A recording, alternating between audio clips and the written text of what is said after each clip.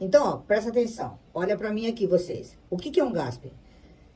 Na verdade, parece, tem movimento, teoricamente, você percebe que a pessoa, ela tenta respirar, mas não entra o ar, não circula o ar, tá? Então, o que que é um gasping? O gasping é quando a pessoa fala assim, ó. Tem movimento, parece que tá respirando, só que não entra e não sai ar. É só o movimento, você entendeu? Parece que tá respirando, mas não tem movimento de ar. Isso é um gasping. Essa pessoa precisa ver se ela tem pulso ainda.